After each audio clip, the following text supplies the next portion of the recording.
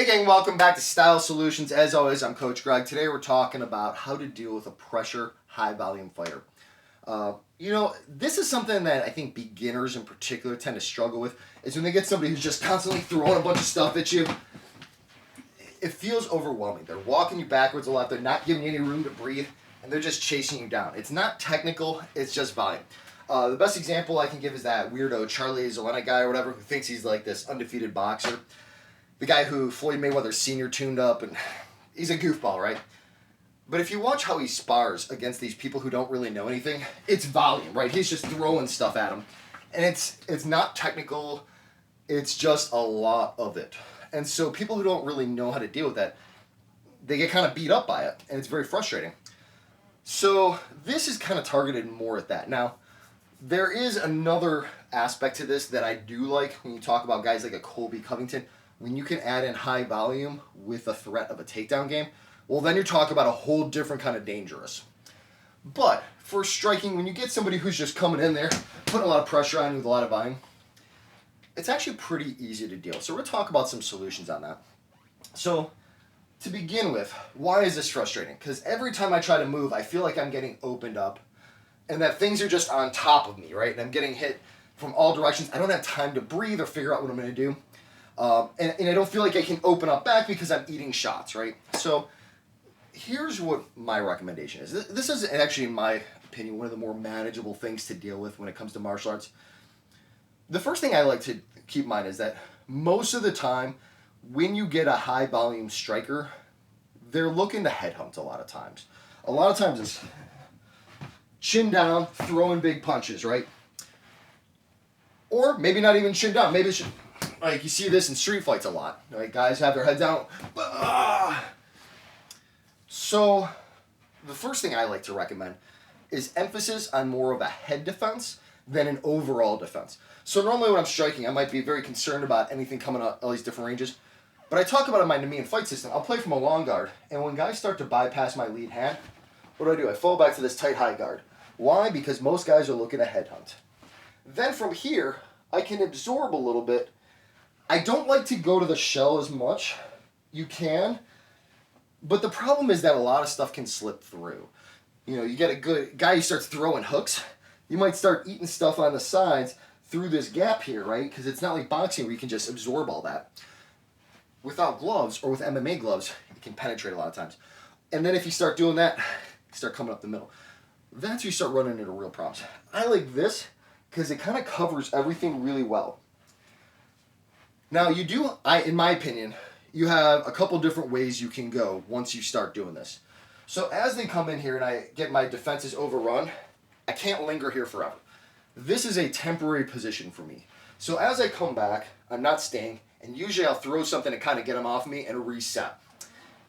Now there's a couple things I can do. First of all, before they enter, just catch them with a quick front kick. It's a very simple solution. Every time they come in here, you know, they start to come in, and as they start eating these kicks down the middle, or a side kick to the leg, it's frustrating when every time I go at somebody, my motion is stopped cold. So that's one thing I like to do. Another thing I like to do is, as I fall back and I start guarding, I can still throw that same front kick because my head is defended, and I can throw either knee strike, front kick, any of that type of stuff works really well. Meanwhile, I'm moving my feet, and I'm starting to roll out, right?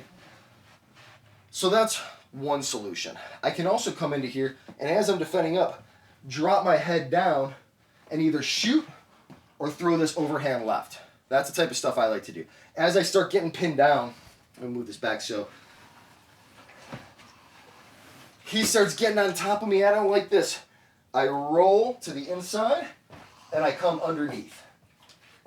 High pressure fighters are just asking to be taken down. It's like a reactive shot wet dream, right? So as he starts coming in here, I roll to the inside, and I go right for my single or double leg. It's the easiest takedown you'll ever get. I can also start coming in here and dropping my head all the way to this bottom side, watching out for uppercuts. So I've got this hand here, pop, and I start throwing here. So here, pop, and I just throw this like a wrecking ball. I don't think about it as like so much of an overhand. I like to almost back fist, pop, as I catch them. It's another solution for these guys. Other things that I like to recommend is playing a lot of top hand position with these guys. Clog the lanes, get on top. So when they start trying to come forward with their hands, get on top here. And when the hand comes up and it starts to come forward, I have this contact so I can feel it, right?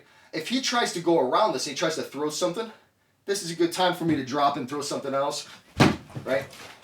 It's hard to throw high volume when somebody's on top of your hands. And if they do try to come around it, you crash in, right? Or they try to get around it and you go right here for this. Pop! You start plum clenching them, you start hitting this stuff. Pop! Those are all good solutions. I'll be honest, the key thing with that sometimes is also play a little bit of outside range. Make them chase you a little bit.